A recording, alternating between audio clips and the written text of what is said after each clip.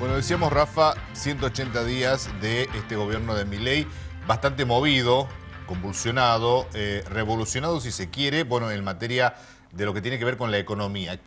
¿Cuáles son los pros y los contras, me decías? Y además, ¿qué se viene, no?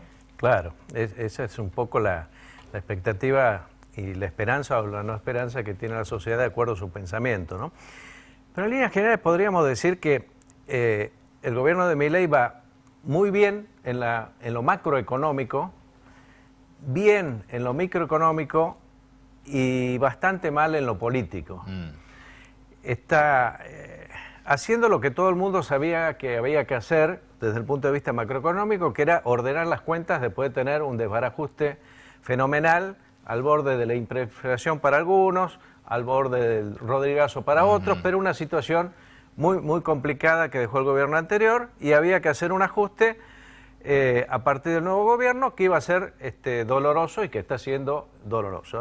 Ahí se podrá discutir la gradualidad, si se podría haber hecho en forma más pausada o más de shock. Bueno, eso es algo que dará para el análisis posterior una vez que se vean los resultados. Pero ese proceso se está haciendo, se están logrando importantes números en 6 meses, que fundamentalmente se da en la macroeconomía, en que el dólar está estabilizado, en que las cuentas públicas están ordenadas, que hay superávit fiscal y se mantiene por 6º mes consecutivo. De manera que ese ordenamiento da la esperanza de que a futuro, si se mantiene, las cosas van a mejorar. En la microeconomía, fundamentalmente, donde nota la gente la mejoría es en la baja de inflación. Evidentemente hay una baja abrupta en la inflación, por supuesto en niveles altos, porque veníamos de niveles súper altos. Sí, veníamos de niveles tremendos. Y esto no quiere decir que los precios bajen en general, sino que dejan de aumentar, con lo cual se nivela la inflación a, digamos, porcentajes más aceptables que no teníamos hace 2 años. Y ahí empieza a reaparecer el crédito, como estamos viendo no solamente a nivel bancario, sino a nivel de casas comerciales. Se empieza a mover un poco más la economía, la microeconomía, el comercio, fundamentalmente, pero a cuentagotas todavía. Todavía se está esperando ese rebote más fuerte, que es el prometido, y que según los análisis macroeconómicos más profundos dice que se vería más a nivel, o se palparía más a nivel de la calle, de la gente, hacia fin de año.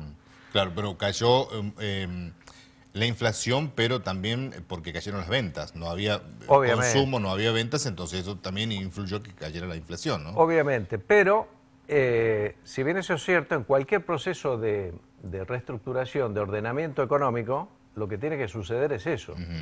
En primer momento cae las ventas y después se recuperan.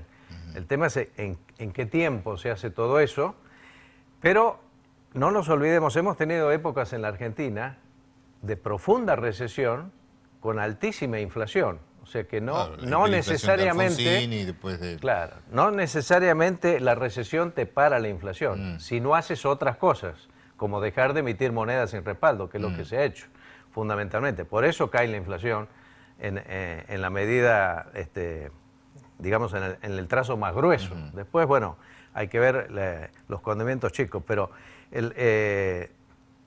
la recesión, teóricamente, ha empezado, no sé si a terminarse o a aflojar, o empieza tímidamente una reactivación. Los índices que estamos viendo nosotros de caídas de venta actual son interanuales, los que están dando interanuales. Pero cuando uno va al análisis más puntilloso del intermensual, mes a mes, ahí vemos que empieza a rebotar la actividad lentamente en porcentajes del 1,7, 1,6, 1,3 de acuerdo al tipo de actividad, y otros siguen mal.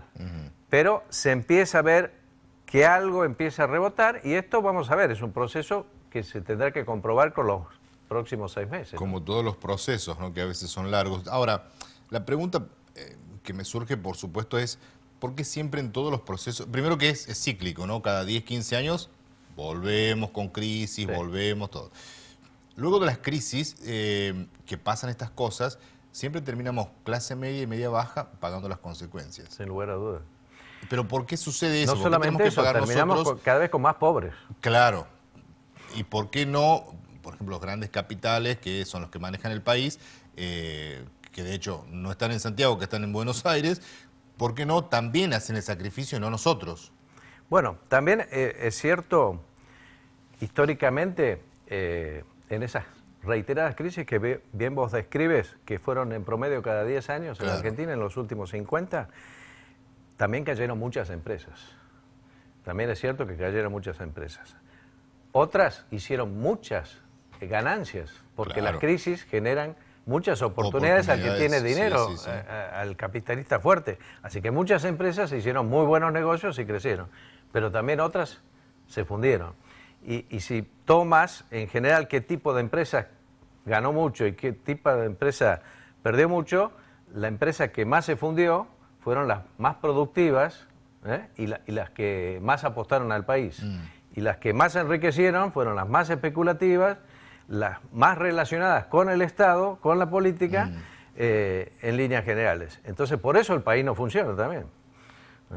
Porque un país normal no puede vivir, no hay ningún país en el mundo que tenga una crisis, no una crisis, una semejante crisis como tiene la Argentina cada 10 años, es decir, donde se rompe Salvo todo. países que han estado en guerra y todo eso. Claro, pero tienen una vez en la vida, dos veces Claro. en la vida, Japón, Alemania, para dar casos de guerras, ¿no? Importantes. Pero nosotros tenemos cíclicamente porque no queremos cumplir con las reglas básicas de la economía, que fundamentalmente es como la casa de cualquiera de nosotros, que es tener las cuentas ordenadas, gastar Ingresa en base al tanto, presupuesto sí, que gasta tienes tanto. y lo que ingresa, y no permanentemente estar gastando mucho más de lo que puedes. Vos puedes tener una emergencia en tu casa de que, qué sé yo, de que se te rompe un electrodoméstico o tienes una enfermedad imprevisto, claro. o pierdes el trabajo. Bueno, está bien, ahí te puedes endeudar, Se puedes rompen gastar los más. que tienen vehículos, se rompen vehículos, en fin. Pero no puedes vivir toda la vida gastando más de lo que puedes. Bueno, este país vive permanentemente gastando más de lo que puede, tratando de vivir por un nivel más elevado del que puede, y el que sufre las consecuencias es el más pobre. Porque si hay algo que está estudiado en este país, es que la inflación destruye el poder adquisitivo de los que menos tienen, del que vive de la changa, del que vive de vive día a día. de una jubilación mínima, Claro. de un sueldo mínimo, del pequeño comerciante, el electricista, el gasista. Ese lo pulveriza la inflación, es el que más le pega, no tiene cómo defenderse. En cambio, el que tiene un capital de medio para arriba, tiene herramientas para defenderse o por lo menos para salir hecho. Claro.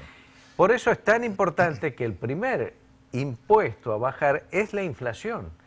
Y eso se está logrando, pero todavía falta muchísimo para que eso realmente esté consolidado. ¿Hemos pasado lo peor o todavía no? Yo creo que lo peor sí, ya ha pasado. Lo más duro, lo más doloroso el bolsillo. Todavía se va a prolongar unos meses más. Pero hacia fin de año, si se mantiene el equilibrio fiscal, deberíamos estar en un escenario mucho mejor que lo que empezamos este año. Creo que es lo que todos estamos esperando, ¿no? Sí. Bueno, aparte de esto, bueno, tenemos en pantalla también lo que dijo Francos, el jefe de gabinete, flamante jefe de gabinete, que bueno, también Milei tiene esto, ¿no? Que tiene en su propio gobierno implosiones ahí y guerra de su propia tropa, que es en lo político, ¿no? Eso pasando en lo político. Francos está ahora como jefe de gabinete, dijo esto: estoy seguro de que Milei pretende volver a ser candidato y ser reelegido, tiene índices de aceptación que superan el 60%, es una decisión del gobierno, es desgastante, dice Francos. ¿Qué opinas de esto? Seguramente es desgastante. Ahora, hablar de reelecciones a esta altura es muy Sí, aventurado y te diría poco inteligente, ¿no? Es decir, hay que andar mucho, No da, como hay que dice. andar mucho, hay que transitar estos 4 años, sobre todo los 2 primeros, que son los más complicados, mostrar resultados concretos de que la inflación baja, de que el salario crece, de que la producción se reactiva, y una vez que tengamos ese escenario empecemos a hablar de reelecciones. Antes en la Argentina, que es mes a mes, semestre a Sí. semestre, hablar de aquí a 4 años es una eternidad. La verdad que sí. Y además de esto, también con el tema internacional, hoy salió a pelearse con el presidente de España, y bueno, esas Claro. cuestiones, ¿no? Que hacen como que No, bueno, no hace falta.